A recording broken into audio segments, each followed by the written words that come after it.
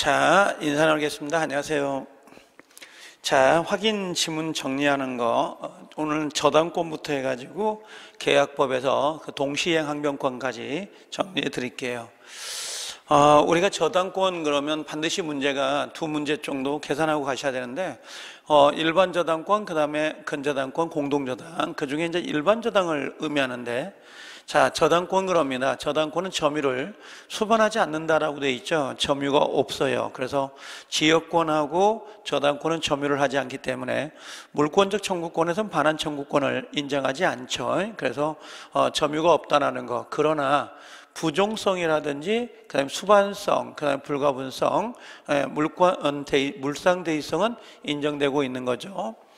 자, 두 번째 저당권의 객체인데요. 객체는 당연히 민법상으로는 부동산이 대상이 돼요. 그래서 토지라든지 건물이 대상이 되는 거고, 일단은 동산은 안 됩니다. 동산은. 그다음에 두 번째는 자, 지상권이나 전세권이라는 권리에다가 저당을 잡을 수는 있죠. 부기등기로 지상권, 전세권.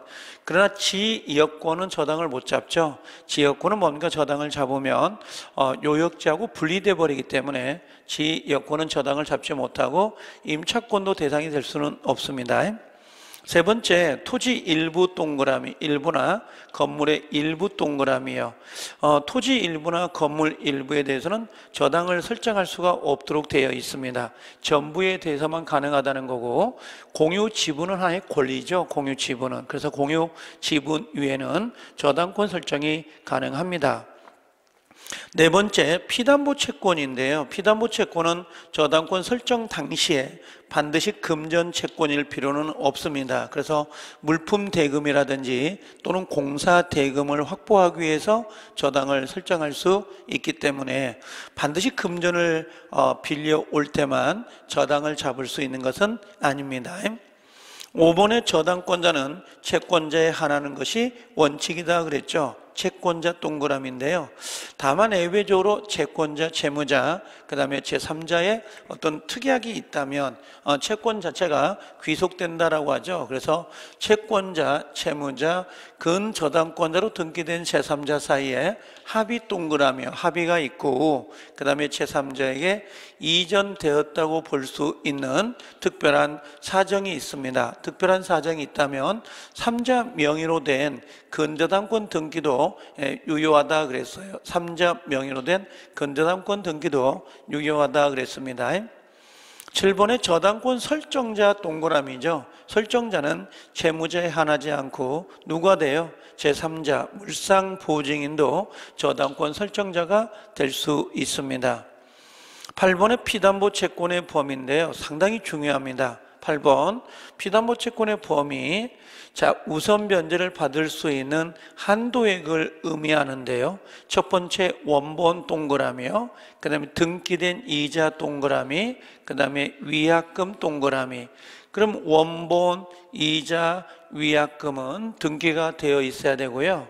채무 불이행으로 인한 손해배상이 있습니다. 채무 불이행으로 인한 손해배상. 그 다음에 저당권의 실행 비용을 담보한다라고 했는데요. 이 채무불이행에 의한 실행 비용을 우리가 지연이자라고 하는데, 지연이자는 1년분에 한한다는 것이 전제가 되어 있죠. 그 다음에 실행 비용하고 요 두 가지는 등기가 되지 않더라도 담보가 될 수 있습니다. 9번에 등기된 이자라고 되어 있죠. 이자는 기한 제한 없이 담보가 됩니다. 근데 지연이자는 1년분에 한해서 담보가 된다 그랬어요. 1년분 요거 기억하셔야 돼요. 지연이자는 1년분이다라고 되어 있는데요. 자, 여기 보면 지연이자는 1년분에 한하여 담보된다는 규정은 끊고요. 자, 여기 후순위 채권자가 없거나 끊어요. 채무자가 변제하는 경우에는 적용되지 않는다 그랬어요. 그래서 우리가 지연이자의 1년분이라는 한정이 있죠. 저당권자가 5년 있다가 경매를 붙이더라도 실제는 1년치 지연이자만 우선 변제를 받을 수 있도록 되어 있고, 4년치에 대해서는 우선 변제를 못 받아요. 1년분이라는 제한이 바로 그런 의미인데, 예외적으로 자, 후순위 채권자가 없어요. 또는 채무자가 변제할 때는 1년분이 적용되지 않기 때문에 3년 있다가 경매를 붙여도 후순위 채권자가 없다면 3년치 지연이자를 모두 받을 수 있다는 거고요. 채무자가 돈을 변제할 때 3년 있다가 지연하다가 돈을 변제할 때 3년치 지연이자를 모두 받을 수 있습니다. 1년분의 제한이라는 것은 후순위를 보호한다라고 생각을 하시면 돼요. 자, 11번 저당권 효력이 미치는 목적물의 범위에 관한 규정은 의무규정이에요. 의무규정이기 때문에 당사자가 다른 약정을 할 수도 있습니다. 이게 뭐냐면 우리가 부합물과 종물은 원칙적으로 저당권 효력이 미치잖아요. 근데 종물 같은 거 당사자 특약으로 우리 저당권 효력이 미치지 않도록 합시다라고 특약을 맺었다면 당연히 뭡니까? 특약상이 된 거죠. 그때는 저당권 효력이 미치지 아니할 수 있다는 거. 자, 12번 저당권 효력은 저당권의 설정 전후 동그라미죠. 저당권을 설정하기 전에 부합물, 종물, 종된 권리가 있거나 또는 저당권 설정 이후에 부합물이 생겼거나 종물, 종된 권리가 생겼다 하더라도 당연히 저당권 효력이 미칩니다. 이때 이 종된 권리란 의미는, 종된 권리는 우리가 전유 부분 있죠. 아파트 전유 부분이 저당권에 의해서 경매로 넘어가면 대지 사용권이 저당권 효력이 미쳐요. 또 아니면 타인 토지의 지상권, 임차권을 설정하고 건물을 올렸는데 그 건물이 경매로 넘어갈 때 그 지상권이나 임차권에 대해서도 저당권 효력이 미친다. 종된 권리에 저당권 효력이 미친다라는 겁니다. 자, 13번 건물이 증축 동그라미 칠래요. 증축. 요 증축이라는 것은 일종의 부합물이에요. 부합물인데 건물이 증축된 경우에 증축 부분이 본래의 건물에 부합된 경우 경매 목적물로 평가되지 아니했다 할지라도, 이게 중요합니다. 경매 목적물로 평가되지 아니했다 할지라도 경락인은 그 부합된 증축 부분의 소유권을 취득할 수 있다. 이게 부합물이에요. 이 부합물은 저당권 전후를 따지지 않고 저당권 효력이 미치는데요. 경매가 시행이 됐는데 감정평가를 받지 않았어요. 감정평가를 받지 않았다 하더라도 저당권 효력이 미친다. 그 판례인데요. 13번도 종종 시험에 배정이 되는 거니까 체크하고 계셔야 되고요. 14번 건물 동그라미, 건물에 대한 저당권은 건물을 위한 대지사용권 동그라미, 이 대지사용권이 종된 권리입니다. 대지사용권인 지상권이나 전세권, 임차권에 당연히 미치고 건물 경락인은 등기가 없어도 당연히 이들 권리를 취득한다라고 되어 있어요. 이걸 종된 권리라 그래요. 그래서 종된 권리하고 두고 15번도 같은 의미입니다.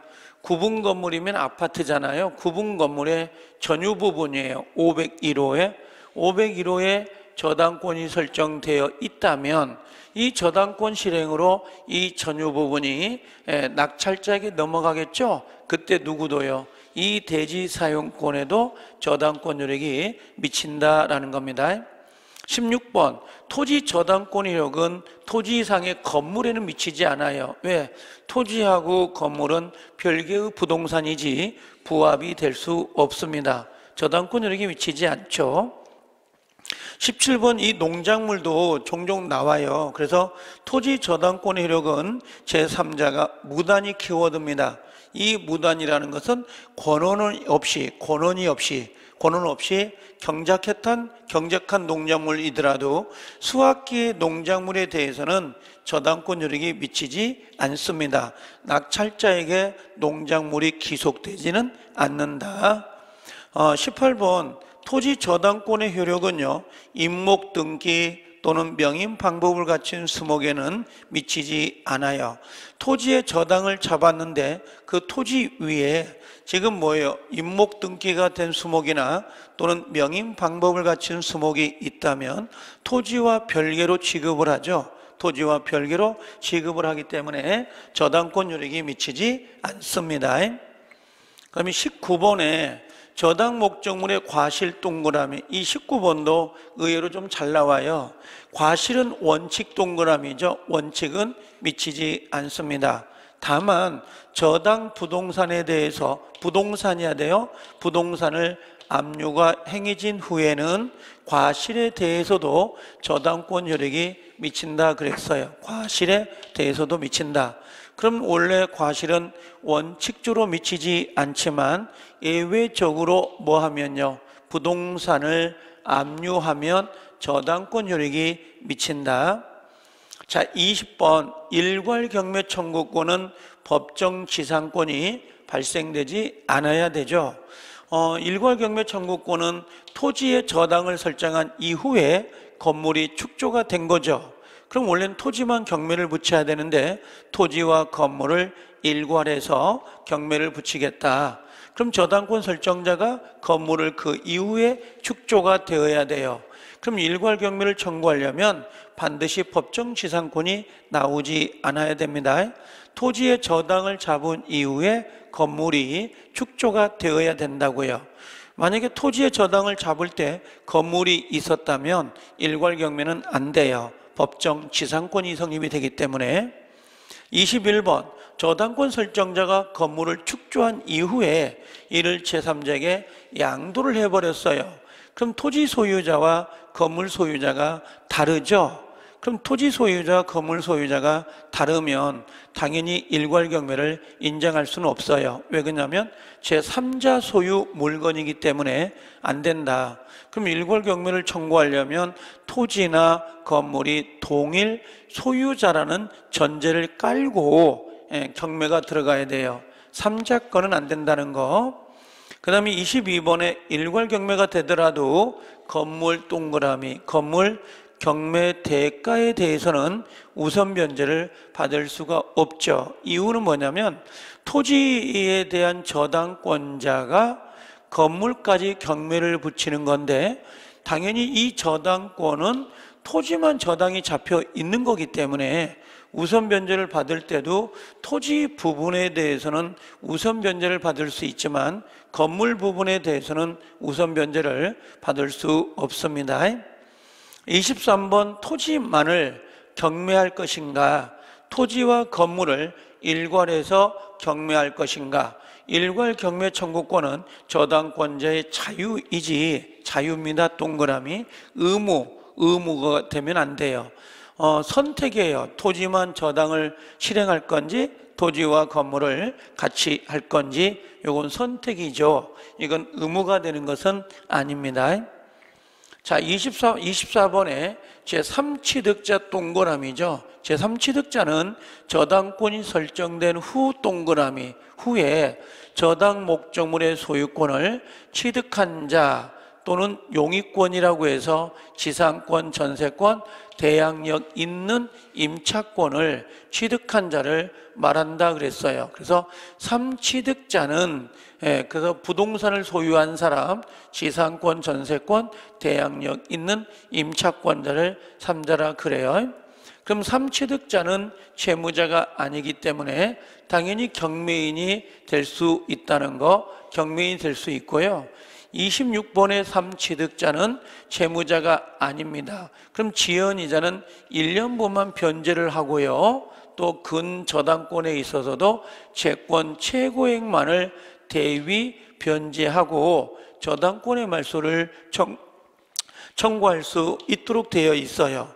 만약에 근저당권에서 채무가 실제 그 채권 최고액을 초과했다 하더라도 3취득자는 채무자가 아니에요. 그래서 요 대위 변제할 때 최고액만 변제하고 저당권의 말소를 청구할 수 있습니다.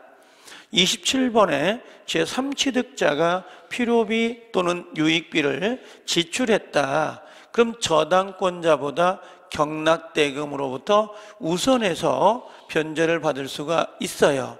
이때 필요비나 유익비를 말하는 것이지 다른 뭐 전세금이나 또는 보증금을 의미하는 건 아니에요. 그래서 필요비나 유익비를 지출했다면 이 저당권, 나보다 선순위인 저당권자보다 우선해서 경락대금으로부터 필요비, 유익비를 받을 수가 있도록 되어 있어요. 그래서 요 27번은 종종 물어볼 때가 있으니까 체크를 하셔야 되고요. 28번에 저당권 설정 등기 이전에 성립된 용익권은 저당권의 실행 경락일에 소멸되지 않습니다. 이 저당권 설정 등기가 말소 기준 권리예요. 그럼 말소 기준 권리보다 먼저 성립된 용익권이 있다면 그 용익권은 당연히 뭐예요? 저당권 실행에 의해서 소멸되지 않죠. 말소 기준 권리 앞에 있는 용익권입니다. 29번에 저당권 설정 이후에 성립된 용익권이에요.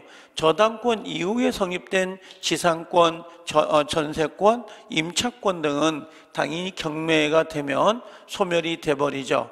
말소 기준 권리 뒤에 있기 때문에 그래요. 30번 A 소유 부동산 위에 갑이 1번 저당권, 을이 전세권, 병의 2번 저당권이 순차로 설정됐다. 그럼 말소 기준 권리가 누구예요? 1번 저당권이죠. 1번 저당권 뒤에 을이 전세권을 가지고 있기 때문에 3번 병이 저당권자가 경매를 붙였다 하더라도 말소 기준 권리는 1번이 돼요. 1번 뒤에 말소 기준 권리 뒤에 있는 을의 전세권은 당연히 소멸이 됩니다. 만약에 1번 저당권보다 을의 전세권이 앞에 있었다면 당연히 경매로 인하여 을의 전세권은 소멸되지 않을 수도 있어요. 이 1번 저당권 앞에 있다는 전제라면요. 근데 지금 1번 저당권 뒤에 있는 거니까 당연히 이건 소멸이 될 수밖에 없죠. 31번 전세권이 저당권보다 선순위라고 되어 있어요. 선순위. 그럼 말소 기준 권리보다 앞에 전세권이 있죠. 그럼 이 전세권은 당연히 경매로 인하여 소멸되지 않습니다. 근데 이 전세권자가 뒤에 보니까 배당 요구를 했어요. 그럼 배당 요구했다는 것은 내가 배당을 받고 경락대금으로부터 나가겠습니다. 그런 의미가 있습니다. 그래서 전세권은 선순위 저당권보다 앞에 있으면 소멸되지 않지만 배당 요구를 했어요. 동그라미 배당 요구하면 이때 전세권은 소멸이 됩니다. 상당히 이 30번하고 31번 이런 것들은 상당히 비교를 잘 하고 계셔야 돼요. 32번 저당권이 동그라미죠. 저당권이 침해된 경우에 반환 청구권은 인정되지 않습니다. 이유는 저당권은 점유를 하지 않기 때문에 반환 청구권이 인정되지 않지만 방해 제거와 방해 예방 청구권만은 인정되죠. 그래서 반환 청구가 인정되지 않는다는 거 체크하시면 되고요. 33번 저당권이 침해가 된 경우 채무의 변제기가 도래하기 전자 동그라미 도래하기 전이더라도 손해가 입증이 된다면 이 손해배상은 청구할 수 있어요. 혹시 시험장에 가서 저당권자가 손해배상을 청구하기 위해서는 저당권을 반드시 실행하여야 한다. 그럼 X가 돼요. 이건요. 34번에 채무자가 동그라미 채무자가 담보를 손상, 감소 또는 멸실하게 할 때 기한이익이 상실이 됩니다. 따라서 저당권자는 즉시 변제를 청구하거나 저당권을 실행할 수 있다라고 되어 있습니다. 35번 저당권 설정자의 책임 있는 사유로 인하여 저당물의 가치가 현저히 감소가 됐어요. 현저히 감소가 됐을 때는 저당권자는 원상회복 또는 상당한 담보의 제공을 청구할 수 있도록 되어 있습니다. 그래서 지금 저당권자의 원상회복이나 상당한 담보를 청구할 수 있다. 이걸 우리가 뭐라고 하냐면 담보물 보충 청구권이라 그래요. 담보물 보충 청구권 그럽니다. 이 담보물 보충 청구권은 이 설정자, 채무자의 요 책임이 있어야 돼요. 책임이 있어야 된다는 거 체크하면 되죠. 자, 그 다음에 근저당권이 이제 쭉 나오는데 이 근저당권자도 반드시 한 문제 배정이 됩니다. 자, 근저당권은 계속적 거래관계로부터 발생하는 불특정 다수 동그라미요. 불특정 다수의 채권을 최고의 간도 내에서 담보하기 위한 저당권을 근저당권이다 라고 되어 있고, 두 번째, 피담보 채권이 확정될 때까지 부종성이 적용되지는 않는다 그랬어요. 그래서 약간 부종성이 근저당권은 완화돼 있다 이런 표현을 써요. 우리가 보통 은행에서 1억을 빌려오면 근저당권은 30%를 가산해서 1억 3천으로 기재가 되잖아요, 보통. 그럼 3천은 빌리지도 않았어. 3천은 피담보 채권이 없음에도 불구하고 3천, 1억 3천으로 잡힌단 말이에요. 그래서 부종성이 적용되지 않는다. 따라서 피담보 채권이 확정되기 전입니다. 확정되기 전에 일시적으로 채권이 0이 될 수도 있고요. 또는 뭡니까? 그런다고 해서 근저당권이 소멸되지가 않습니다. 그래서 보통 마이너스 생각하면 좋다고 그랬죠? 마이너스 통장. 내가 채권 최고액이 1,000만 원이다. 그럼 플러스가 될 수도 있고 마이너스 300이 될 수도 있고 계속 증감 변동할 수 있다는 거. 그래서 피담보 채권이 0이 될 수도 있어요. 0이 된다 하더라도 근저당권은 소멸되지 않습니다. 3번의 피담보 채권이 확정되기 전에는 채권의 일부가 양도된다 하더라도 근저당권이 양수인에게 이전되지가 않습니다. 4번의 근저당권이란 취지, 그 근저당권 동그라미, 그 다음에 채권 최고액은 반드시 기재가 되어야 되고요. 그 다음에 이자는 별도로 등기하지 않고요. 채권 최고액 속에 당연히 상입돼서 별도로 등기하지 않더라도 이자는 받을 수 있어요. 그래서 우리가 보통 근저당권에 반드시 기재사항이 채권 최고액, 그 다음에 채무자, 그 다음에 근저당권의 취지, 요 세 가지는 필요적 기재사항입니다. 그러나 존속기간 세모요. 5번에 결산기는 의무적 기재사항이기 때문에 꼭 등기가 되어야 되는 것은 아닙니다. 6번 원본 이자 위약금 지연배상이 전부 포함된다라고 되어 있죠. 또한 채권 최고액 범위 내라면 지연 이자는 1년분에 한하지 않습니다. 우리가 일반 저당권에서는 지연 이자가 1년분이지만 근저당권은 채권 최고액 범위 내라면 1년분의 제한 없이 최고액 범위 내에서는 모두 받을 수가 있습니다. 7번 근저당권 실행비용입니다. 근저당권 실행비용은 채권 최고액과는 상관없이 최우선적으로 변제되는 것이기 때문에 근저당권 실행비용 세모는 최고액 속에 포함되지 않습니다. 이 실행비용은 별도로 받아요. 별도로 받는 것이지 포함되지 않는다. 이렇게 정리하면 되고요. 그 다음에 8번에 결산기를 정한 경우에도 채권이 전부 소멸하고 채무자가 거래를 계속할 의사가 전혀 없는 경우에는 결산기 전이더라도 이 근저당권 계약을 해지하고 근저당권 설정 등기의 말소를 청구할 수 있어요. 내가 만약에 주의소를 하는데 SK하고 3년 계약을 맺었지만 1년 뒤에 내가 SK하고 거래하기 싫다는 거죠.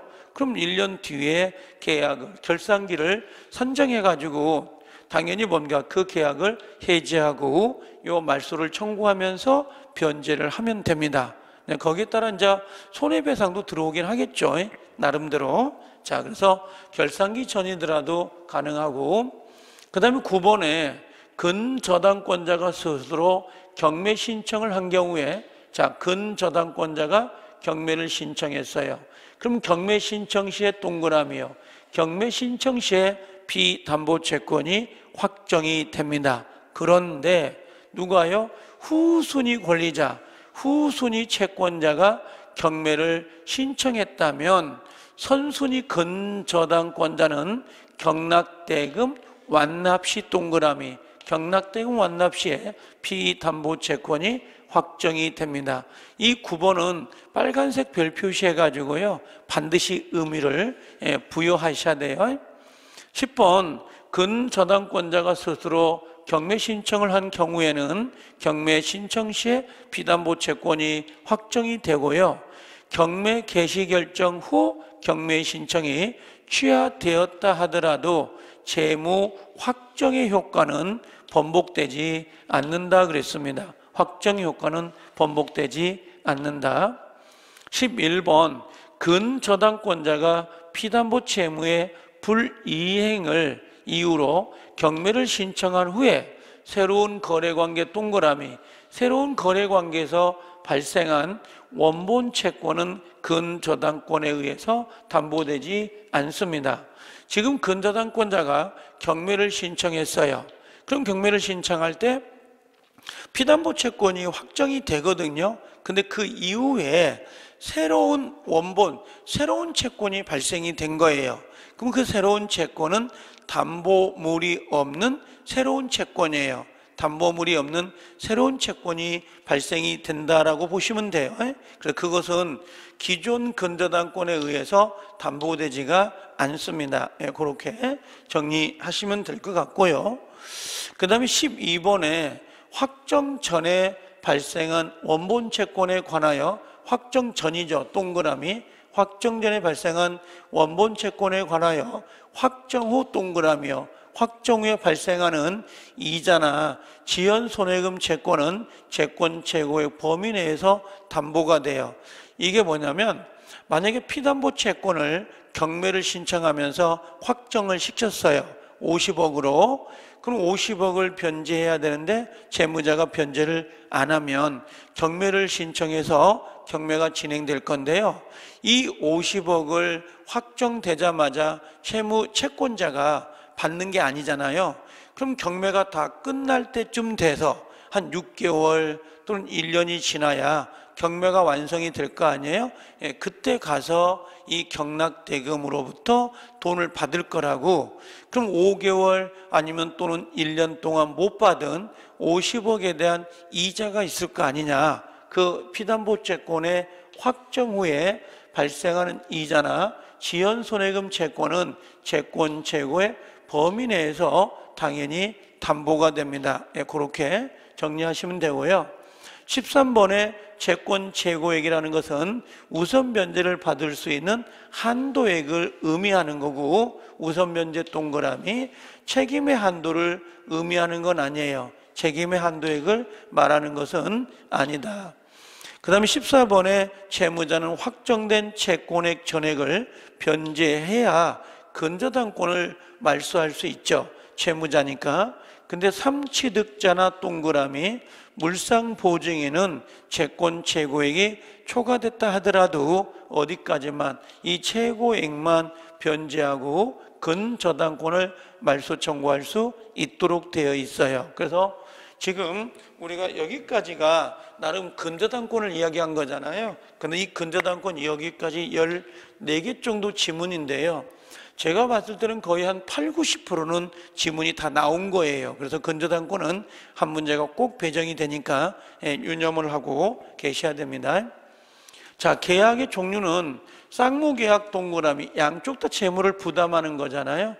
동시행 항변권, 위험부담이 나올 수 있죠.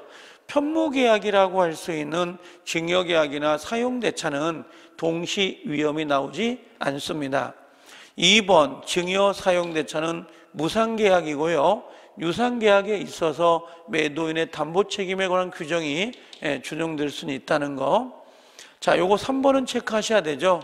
계약금 계약, 보증금 계약은 요물계약이에요. 그래서 요물계약은 당사자 합의가 있다고 해서 끝나는 게 아니라 반드시 뭡니까?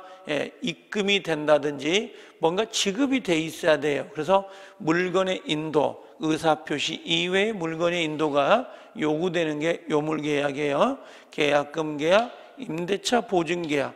작년 30일에 때 기출이 되기는 했죠.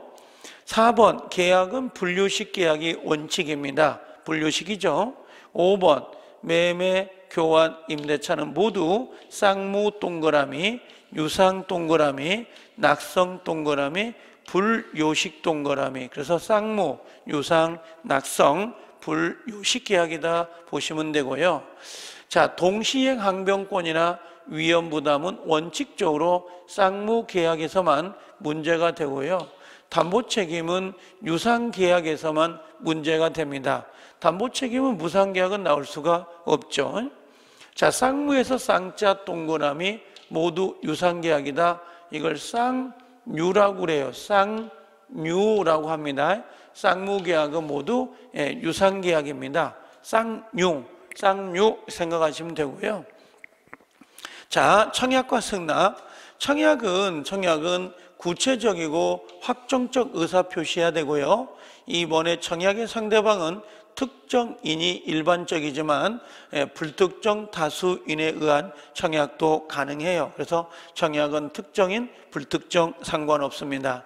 세 번째, 청약자가 누구인지 청약의 의사표시 속에 반드시 명시되어 있어야 되는 것은 아니다라고 되어 있고요. 4번에 아파트 분양 광고도 청약의 유인이에요. 다만 아파트 분양 광고 내용 중에 아파트의 A형이나 재질 등에 관한 것은 분양계약의 내용이 될 수가 있다는 거. 아파트나 상가는 청약의 유인입니다. 그 다음에 5번에 상대방의 도달 동그라미. 도달할 때는 청약의 효력이 발생이 돼요. 그래서 청약이 도달이 돼버리면 당사자는 함부로 청약을 철회할 수 없도록 되어 있습니다. 그래서 6번, 상대방이 도달하기 전에 청약자가 사망이 되거나 또는 행위 능력을 상실했다 하더라도 청약의 효력에는 영향이 없다. 즉 청약은 유효하다 이렇게 보시면 되고요. 7번, 청약이 발생한 때로부터 도달한 이후에는 청약자가 임으로 철회하지 못합니다. 철회하지 못한다. 다만 청약자가 처음부터 철회권을 유보한 경우에는 철회할 수 있어요. 그래서 이 7번 지문도 좀 조심을 하실 필요가 있습니다. 8번, 자, 승낙은 반드시 청약자 동그라미 특정인이죠. 특정인에게 해야 되지 불특정 다수인에 의한 승낙은 인정되지 않습니다. 그래서 청약은 특정인, 불특정, 승낙은 특정인에게만 됩니다. 9번, 승낙은 청약의 내용과 일치 동그라미요. 일치하여야 되죠. 그 다음에 따라서 청약의 조건 세모, 조건을 붙이거나 내용을 변경했다. 일종의 기존 청약을 수정한 거죠. 수정을 했다면 당연히 이건 기존 청약을 거절함과 동시에 새로운 청약으로 볼 수 있습니다. 새로운 청약으로 본다. 그래서 조건을 붙이거나 변경을 가한다면 새로운 청약, 그렇게 정리하시면 돼요. 자, 10번에 청약 수령자는 승낙해야 될 아무런 법적 의무를 지지 않습니다. 즉 승낙의 의무가 없다는 거예요. 청약에 대한 회답이 없으면 승낙한 걸로 간주한다는 내용의 청약을 한 경우에 그 회답이 없다 하더라도 계약은 성립되지 않습니다. 그래서 이 10번도 기억을 좀 하고 계시고요. 그 다음에 11번은 격승발이라는 거 기억나죠? 격지자 간의 승낙은 발신주의. 그래서 격승발 요걸 좀 체크하셔야 되고, 12번 승낙기간을 지나서 도달했다.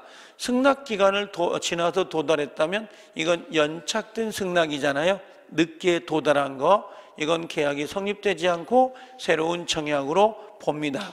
새로운 청약. 13번에 의사실현 동반함이요.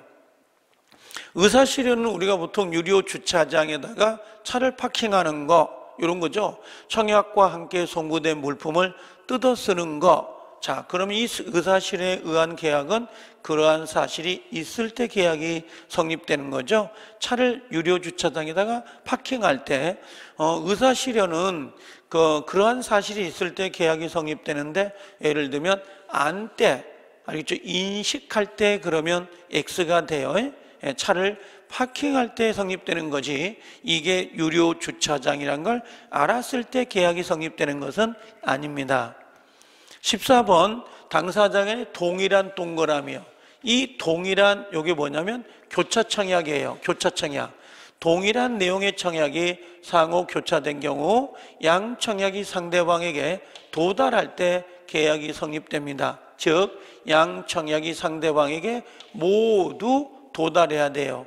그럼 모두 도달해야 된다는 의미가 뭐예요? 모두 도달한다 그러면 나중 청약이 도달할 때 모두 도달한 거죠. 그래서 나중 청약이 도달할 때 계약이 성립됩니다.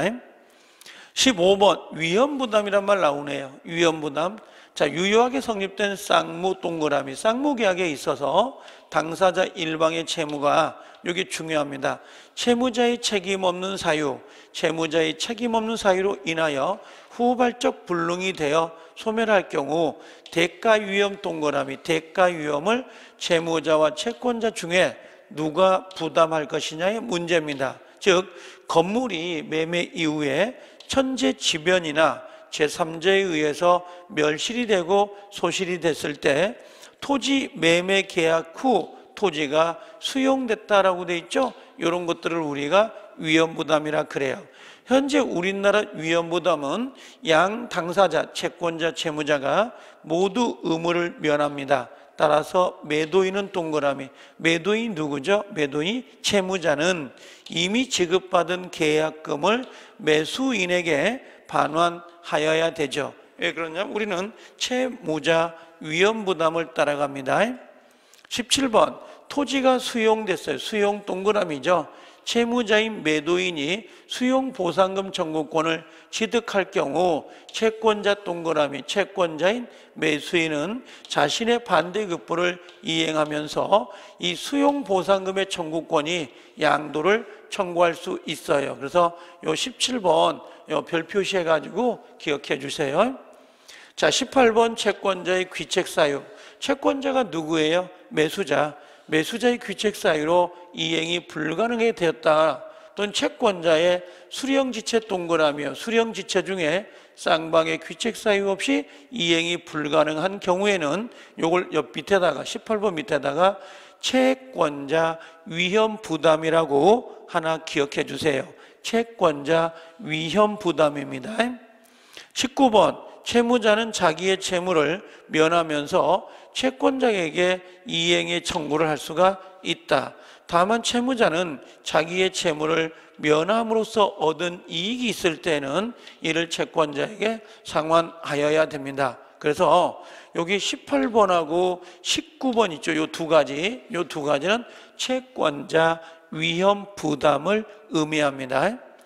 20번 매도인 갑과 매수자 을이 주택을 목적으로 한 매매 계약을 체결한 경우에 계약 전에 주택이 이미 멸실됐다. 이건 지금 뭘 말하는 거죠? 원시적 불능을 의미하는 거죠. 그럼 갑에게 과실, 매도자에게 과실이 있었고 을이 매수자가 무과실이라면 갑은 을에 대해서 실내 이익을 배상한다라고 되어 있는데요. 20번은 계약 체결상 과실 책임이라고 보시면 돼요.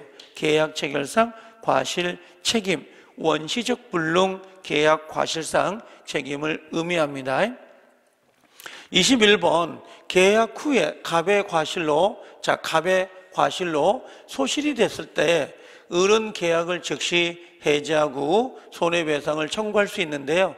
21번은 채무 불이행이라고 써놓으세요. 채무 불이행입니다. 자, 22번 계약 이후에 천재지변으로 주택이 소실된 경우에 갑이 대가 위험을 부담함으로 이게 뭐냐면 채무자 위험부담이에요. 채무자 위험부담. 채무자가 누구예요? 갑이겠죠. 채무자 매도인이 대가 위험을 부담함으로 갑의 대금 지급 청구권은 소멸한다.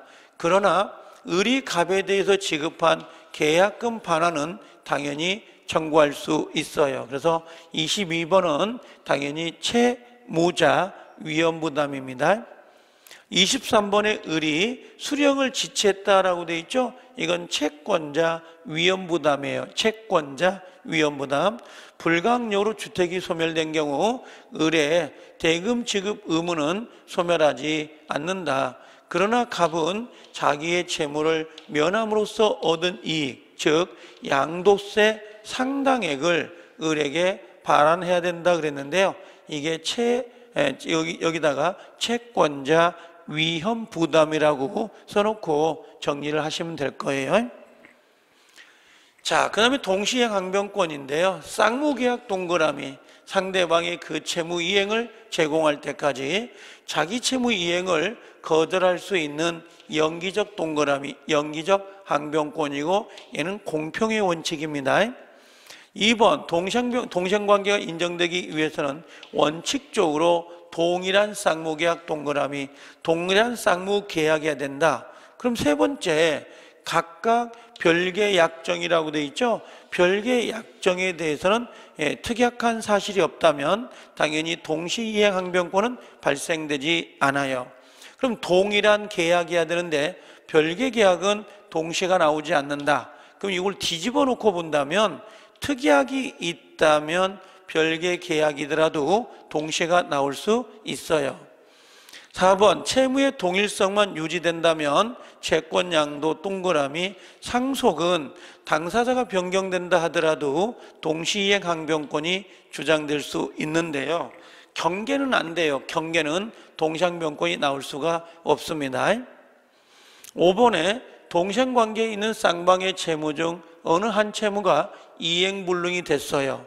이행불능이 됨으로 인하여 발생한 손해배상 채무도 여전히 동생관계가 있죠. 그래서 이행불능, 손해배상은 동생관계가 있다. 6번, 선이행 의무자는 원칙적으로 동상변권이 없죠. 먼저 이행을 해야 되니까. 그러나 후이행 의무자의 이행이 재산상태 악화 동그라미, 재산상태가 악화됐다면 이걸 우리가 불안의 항변권이라고 하죠. 그래서 재산상태 악화, 불안의 항변권이 있다면 선이행 의무자이더라도 동시이행 항변권을 행사할 수 있습니다. 8번, 선이행 의무자의 이행지체 중, 이행지체라는 것은 선이행 의무자가 이행을 하지 않고 있는데 후이행 의무자의 변제기가 도래한 경우에는 선이행 의무자는 동시행 항변권을 주장할 수 있어요. 자, 그러나 그때까지 지체 책임을 부담해야 된다. 그래서 중도금을 지불하지 않고 있을 때 매도자의 재산권 이전 의무가 같은 날짜가 됐다면 동시행 항변권을 주장할 수 있죠. 그래서 제가 8번하고 요 7번을 질질 끌다가 불안하면 동시이행 항변권이 나올 수 있습니다. 7번, 8번. 자, 9번. 동시이행 항변권이 붙어있는 채권은 자동 동그라미 상기하지 못합니다. 자동은 안 돼요. 수동은 되는데. 10번. 동시항변권이 있는 자는 동시이행 항변권을 행사하지 않더라도 동그라미, 동시이행 항변권을 행사하지 않더라도 지체 책임을 지지 않습니다. 상당히 좀 잘 나와요. 11번. 쌍무계약의 당사자 일방이 먼저 한 번 동그라미, 한 번 현실 제공을 하고 상대방을 수령지체 동그라미 빠뜨렸다 하더라도 그 이행 제공이 계속되지 않는 한 상대방의 동시이행 항변권이 소멸되는 것은 아니다 그랬어요. 그래서 한 번 제공했다 하더라도 계속 제공하지 않는다면 동시이행 항변권이 소멸되는 것은 아니다. 그렇게 꼭 요 판례니까 정리할 필요가 있죠. 자, 12번. 동시이행 항변권은 당사자가 이를 원용, 주장 동그라미, 주장해야 그를 근거로 재판할 수 있고 법원이 직권으로 고려할 사항은 아닙니다. 13번. 원고의 청구에 의해서 피고가 동시이행 항변권을 주장하면 상환이행 판결이 떨어진다라고 되어 있고요. 그 다음에 14번에 원고의 청구에 대해서 피고가 동시이행 항변권을 주장하지 않는다면 단순히 이행 판결, 즉 동시항변권을 주장하지 않게 된다면 원고의 전부 승소 판결이 떨어져요. 원고의 전부 승소. 그럼 동시이행 항변권을 주장하면 당연히 뭐예요? 원고 일부 승소고, 동시이행 항변권을 주장하지 않는다면 원고 전부 승소가 떨어집니다. 자, 15번인데요. 동생관계에 있는 것들이 쭉 나온 거거든요. 여기 영수증 동그라미, 임대차 종료 동그라미, 전세권 소멸, 그 다음에 해제, 그 다음에 무효와 취소 동그라미고요. 부속물 매수나 지상물 매수가 있어요. 이 부속물, 지상물 매수는 매매거든요. 매매는 당연히 동생관계가 있으니까 동생관계가 나오는 거고요. 자, 그 다음에 양도소득세, 세금이요. 그 다음에 저당권 설정된 부동산 매매계약 동그라미요. 가압류, 그 다음에 청산금이라고 돼 있죠. 그래서 제가 이걸 외울 때 우리가 이론 시간에 영어, 임무, 가세, 수종, 전담회, 구청 이렇게 나오면 동생관계 있다 그랬고요. 그 다음에 동생관계가 부정되는 경우가 있는데 요 임차권 등기 명령 동그라미요. 임차권, 그 다음에 토지거래 허가 동그라미요.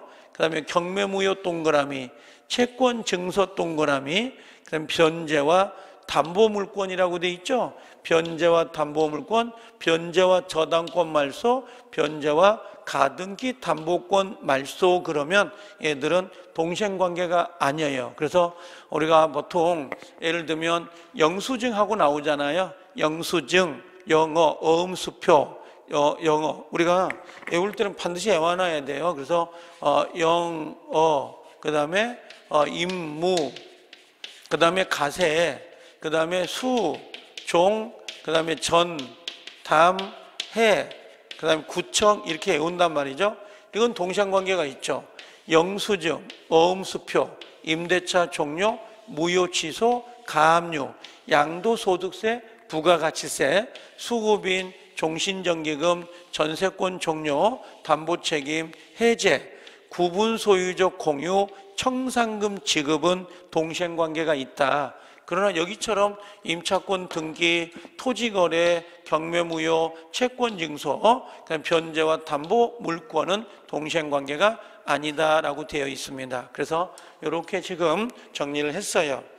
요게 좀 양이 좀 많은 편이라 양이 많죠. 여기냐면 저당권, 근저당권, 계약의 청약과 승낙, 그 다음에 위험부담, 동시행 항변권이 들어가 있으니까 요걸 지문을 이렇게 좀 중요한 부분들은 꼼꼼히 체크해서 보셔야 돼요. 충분히 시험에 나올 수 있는 지문들이니까. 자, 그래서 여기까지 해서 정리해 드릴게요. 자, 다음 시간에 뵙겠습니다. 수고하셨습니다.